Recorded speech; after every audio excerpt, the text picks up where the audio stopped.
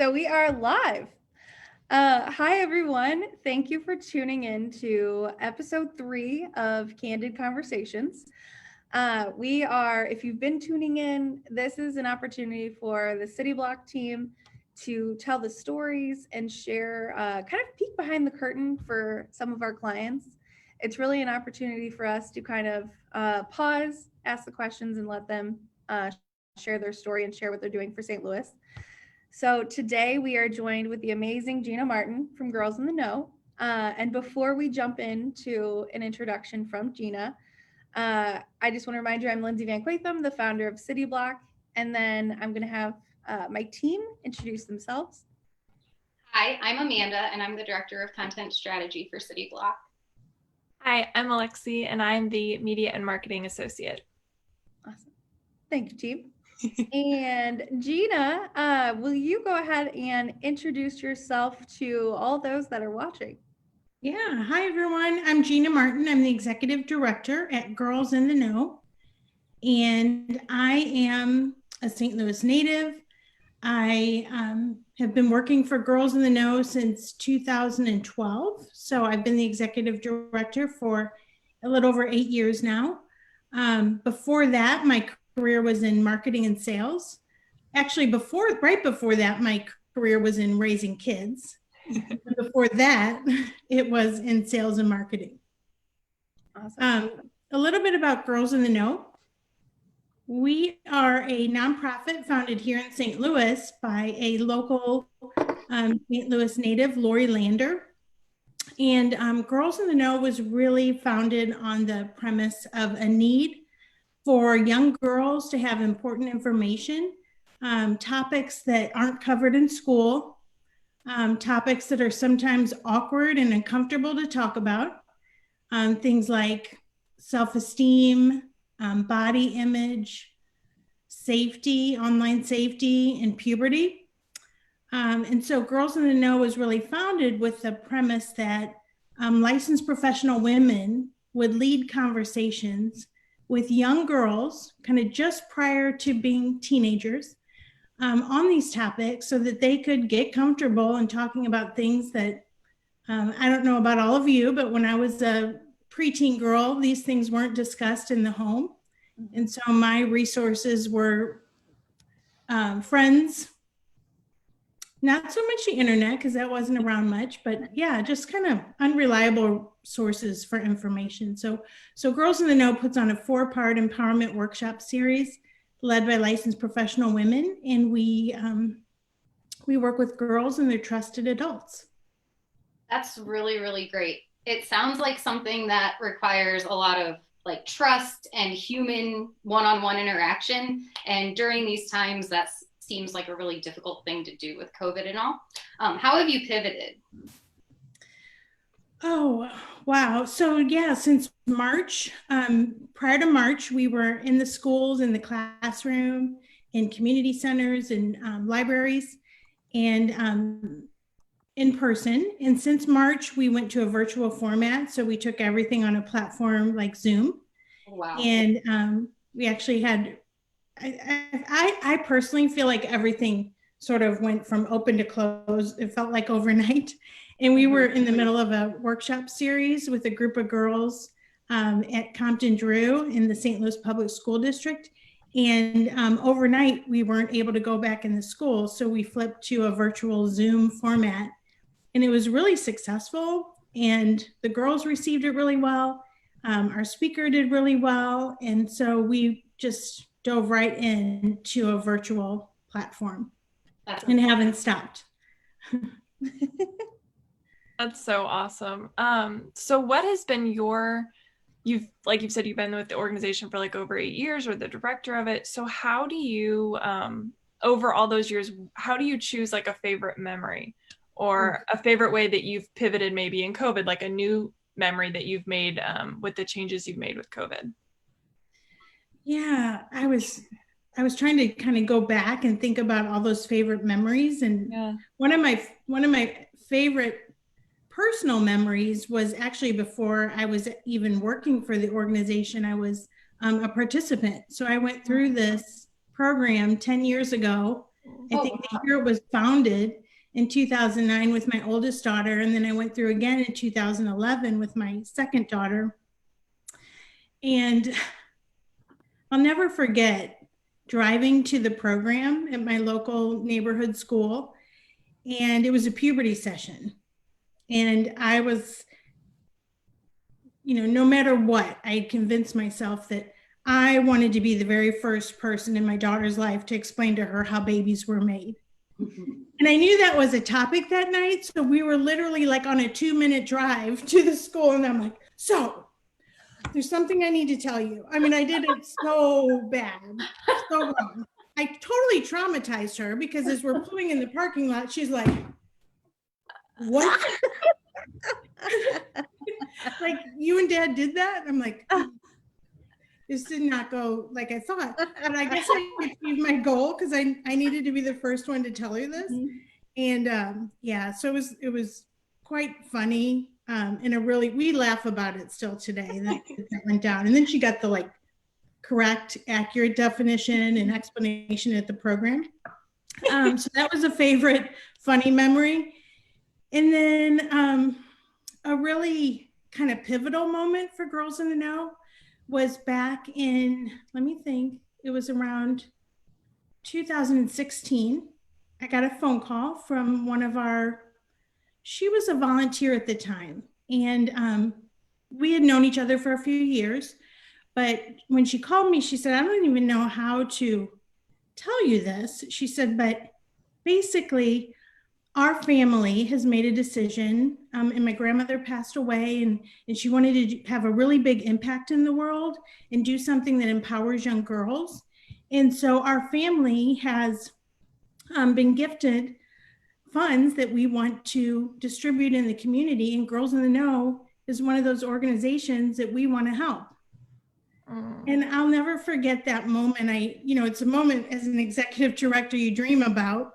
But it was so transformational for our organization. And since 2016, the organization has grown from we started serving 22 girls back in 2009 to last year serving over 1,000. Wow. So that gift was just transformational for the organization. I'll never, ever forget that phone call. That's amazing. That is so amazing. And because of gifts like those, you guys are able to have the programming you have. Is there a way you could tell us a little bit about your school-based programs versus your community-based programs? Yeah, of course. So we started with a community-based model. So it was, we had a small fee for service, and we would wait for basically moms would call us and say, I heard about this program. We need this for our relationship. And she's becoming of that age. So we had been doing programs like that in the school starting in 2009. And in 2011, we just really kind of paused for a moment to realize there was this whole community of girls who would never have access to our programs and wouldn't be able to afford even a small fee to attend our workshops. And really the information we provide is so universally needed for every girl that we, at that point in time, we brought on someone to help us write grants. And we started writing grants, and we received our first funding from the Dana Brown Foundation in 2012. And that kind of launched us into this whole new community of young women who we were able to serve thanks to donations. And that year we served 22 girls at Humboldt Academy in the Soulard neighborhood. And last year we went from serving, that first little small group of girls in 2012 to serving over right around 800 girls last year through our school-based programming. That's amazing. That is amazing. It's so important. It's so,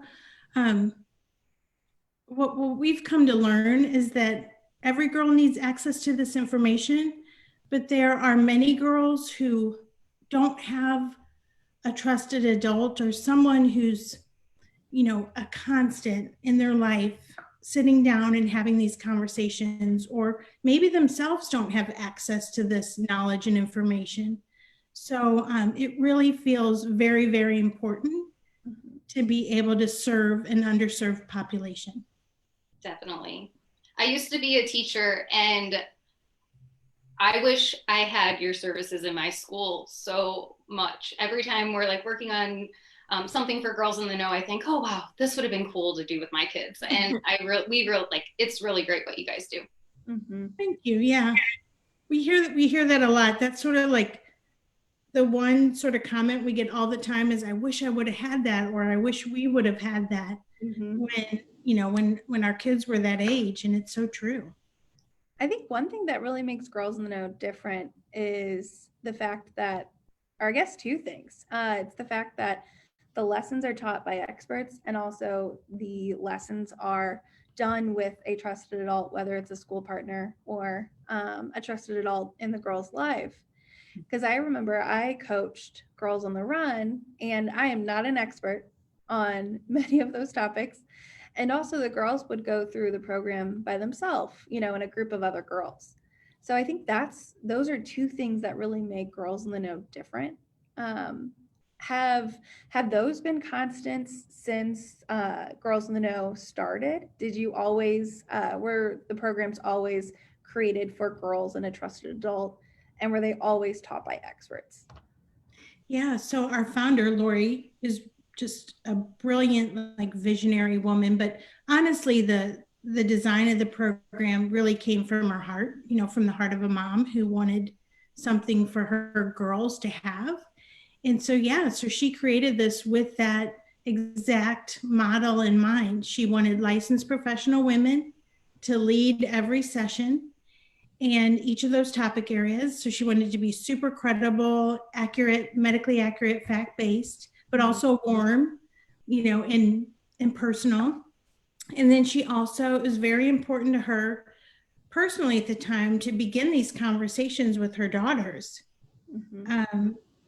Like I said, so many of us didn't have that opportunity to talk candidly with our families about things like puberty and boys and everything. I mean, you name it, those topics that are just can be awkward as a young girl that you're just learning about. So so she wanted girls to be able to make a connection and to be able to provide sort of an entryway into those critical conversations. Thank you. That's awesome.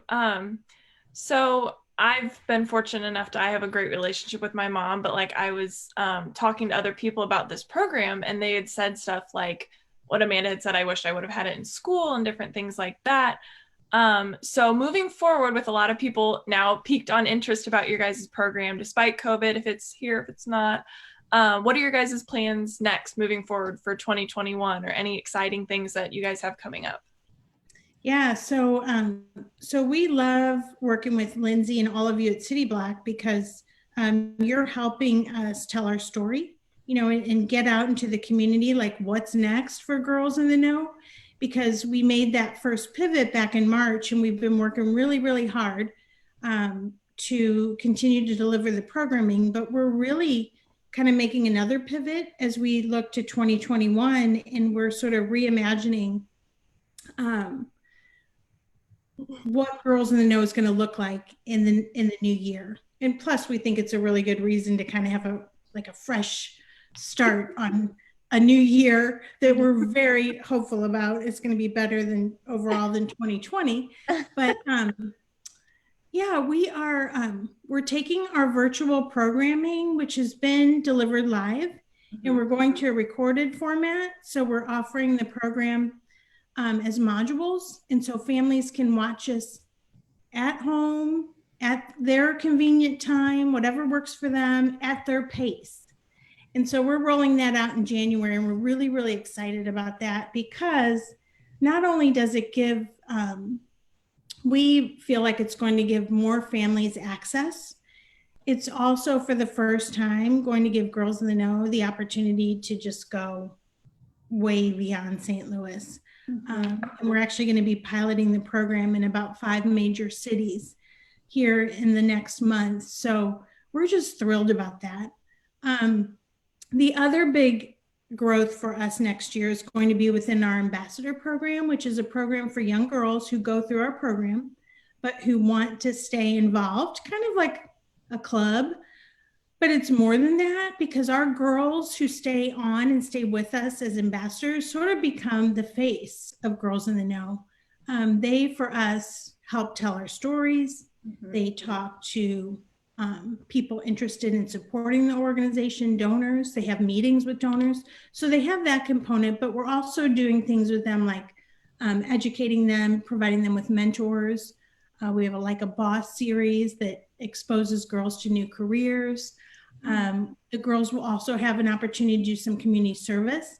And then they also have an opportunity to have fun. So we do some fun things as well. But the super cool new thing we're doing next year and is first released here, because we haven't really talked about it much yet, but we are going to be opening up.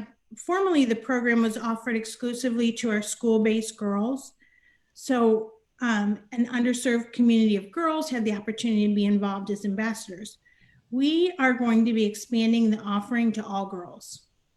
That's amazing. Awesome.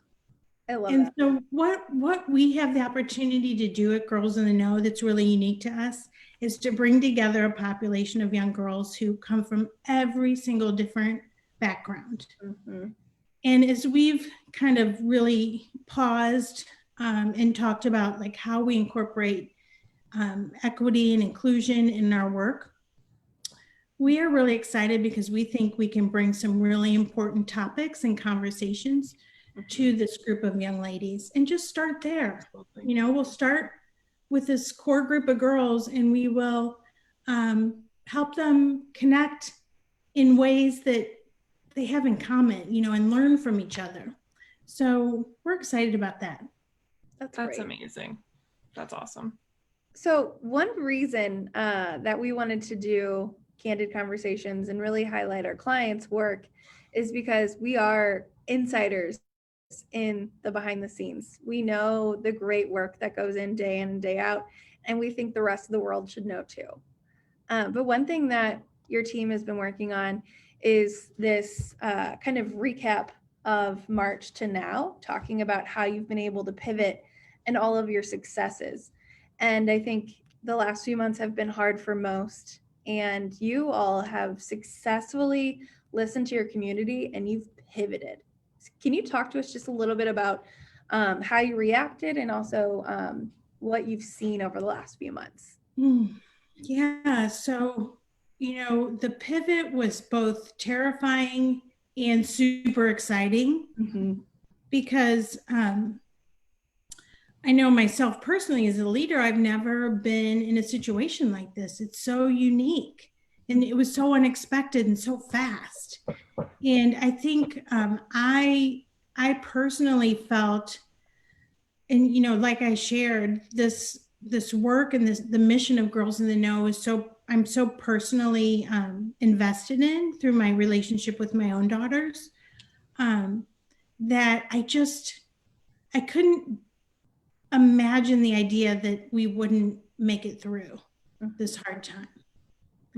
And so it really was sort of a matter of once the initial shock kind of set in, to sort of rally the troops and say, what are we going to do?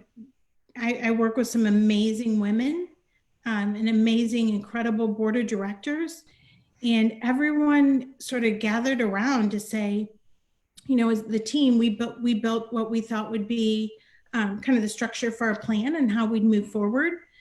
And the board completely supported us. And so we just dove into the work. And it's sort of just been evolving as we've gone. I do have to say, what took us by a little bit of surprise, and I think the whole world sort of felt like we were maybe kind of moving out of this as we were starting to come back into public buildings and see each other face to face. And then, and then things started kind of spiking again. And we quickly realized that we weren't going anywhere, that we were going to be until the vaccine is and everything, which we're basically planning now for a whole nother year of COVID,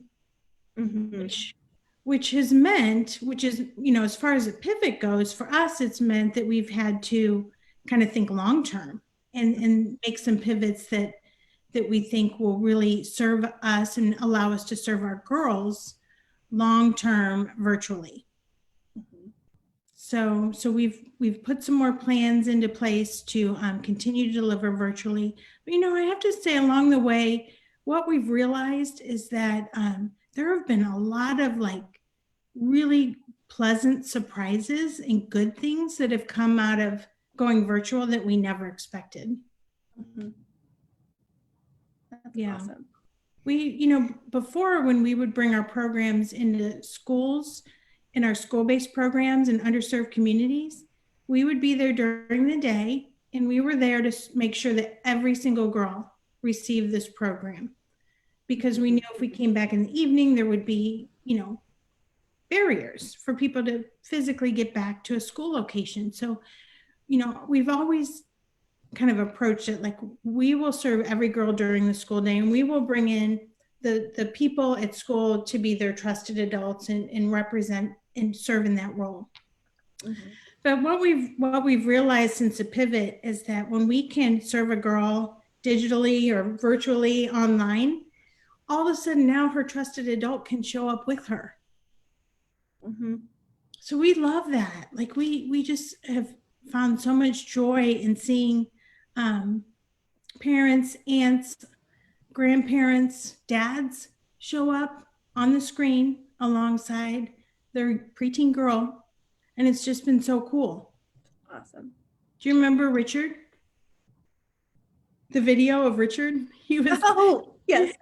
He was one of our dads who he said in the program when his wife had to go somewhere, and he's like, well, I'm just filling in for her. So, and we're like, that's cool, because guys are totally welcome in our programs. We're inclusive of all trusted adults. But it was a safety session, and they were talking about how to handle unwanted attention from if a sibling has a friend over who's making you feel uncomfortable. And this dad was all of a sudden he sat up in his chair, and he was like, well, I was a young man once, and so I know exactly what's going on here. And he's like, and let me just tell you. And he turns and looks at his preteen girl, and he's like, what's most important to me in the whole, no matter anything you do, what's most important to me is that you speak up and you use your voice and you say it is not okay. Or you get up and you leave the scene, or you get up and you go talk to an adult. He was literally looking at her, turn. And we were all watching, and it was just so powerful. And she was crawling under the table, because it's a little awkward, but it was so powerful to see the role. Think about how loved you feel when a trusted adult lets you know how much they care. That is truly showing your impact and why your program is different and why it works. Yes. That's so great. I love that. Lexi or Amanda, do you have any other questions? I don't think so. I think she's answered all of mine. Yeah. Oh. So one kind of final question, we've produced this on as produced as you can be on Zoom live streaming, but we're using technology for this. And I know one of the successes of Girls in the Know over the last few months has really been your work with the digital divide and kind of helping to close that gap. Can you talk a little bit about that, including you gave a ton of tablets to girls in schools, and I think there's a lot of work that you're doing that's behind the scenes and the world should know. Yeah, thank you for bringing that up. Yeah. So with COVID, we quickly recognized that switching over to virtual was one thing, and that's great, making it accessible. But what it really exposed is how many young women didn't have access to, not only access our programming, but even to get to school for that matter. And so in the early summer, we were developing a new relationship with the Jennings School District. And one of our board members, Dr. Stacy Hollins, is a good personal friend of Art McCoy.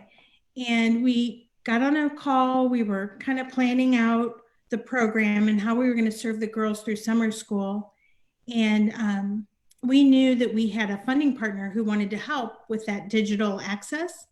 And so what we did is we were able to identify which of the kids needed tablets in order to participate. And so we set up a whole like station with tables and where families could come in and pick up their tablets. And so the girls could access the program, which was phenomenal. And one of my favorite pictures is the little girl, Lindsay, you were there that day, that picked up her tablet and she just was hugging it and holding it. I mean, for many kids, it's like that's their access to kind of the outside and connecting. So they were able to access our program and then also connect at school. But since then, Stacy, our board member, one of her biggest passions is closing the digital divide. She's done her dissertation on it and has just always very passionate about this work. And so she and I got to talking one day and we were discussing, how we could kind of go deeper on this problem. And what we recognized is that there were all these little initiatives happening around town to address a digital divide in different pockets. But there wasn't like a collective effort going on to really look at the scope of the lack of access for kids. And so we formed, she, under her leadership, formed a coalition called the St. Louis Coalition for Digital Equity and Inclusion. And Maxine Clark was involved initially and kind of wanted to help us get it off the ground.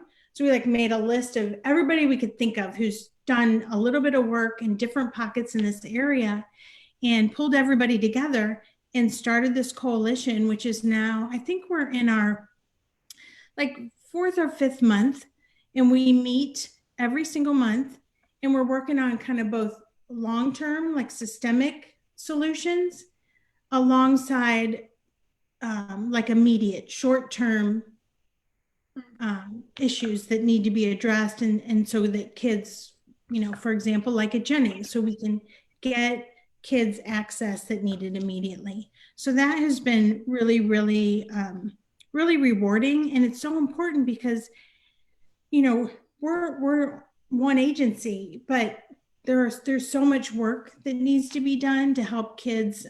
While many kids have tablets now and many have Wi-Fi, it's still not 100% we're done and we're good. Mm-hmm. There's just thousands of kids still that can't have access to learn every day. Yeah. So there's more work to do. So where can anyone that's watching, where can they find out more information about Girls in the Know, or what are some ways that someone could get involved potentially? Yeah, so right now, our biggest need, because we're a small organization, we're a staff of 6. Mm-hmm. And so what we really rely on is volunteers. So we are trying right now to build our committees. And we have lots of great committees. So I mentioned the digital divide, the St. Louis Coalition for Digital Equity and Inclusion. So that's one. Mm-hmm. We have a DEI committee, which back in following George Floyd's death, we made a really strong statement that we were going to engage in this work and be just be involved and be part of the solution. And so we formed a digital diversity, equity, inclusion committee. We have more kind of traditional committees like a program committee that helps inform shifts and things that we do with our programming. Mm-hmm. We have marketing, we have development. And then we also have a gala every year. So that's our Knowledge and Power committee. And then, last but not least, finance. Help them raise We've got a money. lot of committees. Well, you're also fun. Well, speaking of finance, you have a couple, I guess, partners right now that are helping you raise money and kind of in a grassroots way too. Yes. Uh, So we are fortunate to be connected with is it Snap Totes? Is that the Yeah. name of the company? Snap Yeah. Totes, the local company that's supporting Girls in the Know right now and giving back. So they're making these awesome t-shirts and also face masks, which by the way, I think our speakers should start every session like wearing them. Oh, I love that. Everyone can see how cool they are. I love that. And so that they are giving back a nice percentage to Girls in the Know for every sale. So that's amazing. Mm-hmm. And then you have Olympic T-shirts who they're one of our clients, and I'm sure Lynn is watching. So hi, Lynn. Thank you, Lynn. Yeah, she designed this beautiful teal tie-dye shirt that says "girl" in 4 different languages because we feel like it's a good way to unify girls from all different walks of life. And she's also donating a portion. So both, I think, make really great holiday gifts. Yeah. They're so Support cute. Girls in the Know. Yes. And I believe, do we have a page on our website where people can go and purchase? Yes, you do. Okay. Awesome. Yeah. girlsintheknow.org to learn more about us or to, if you're interested in seeing those ways you can give back. That's amazing. And then I was going to say to contact us, just info@girlsintheknow.org. Mm-hmm. Perfect. Thank you. Yeah. Anything else, Lexi or Amanda? Not question wise. It's so amazing to see how you guys have blossomed with all of this and like coming in kind of like halfway through, Lindsay's known you a lot longer, but just like hearing the program and just how it's like impacted so many girls and like working with your guys' materials. It's just, you guys are amazing and like great at what you guys do for these girls. Thank you so much. Definitely. I was gonna say it's, I may have made it sound like it's been just fantastic, since March, but honestly, it's been really, really hard. We were on this like, this growth curve, like we were like ready to just take off and serve 10,000 girls per year, go from 1,000 to 10,000. And really this year, we have been impacted hard because, funding and donations shift in a time like this. And we understand that. But I think it's really been the commitment of our staff and our board that is like, we're going to get through this. This is sort of just like, this is a tunnel we're going through. So I appreciate you saying that and recognizing, the good work we're doing. But it has been challenging for a lot of nonprofits. Absolutely. Definitely. And I've kind of taken away the fact that along with the pivot that Lexi kind of mentioned, I just think it's really neat that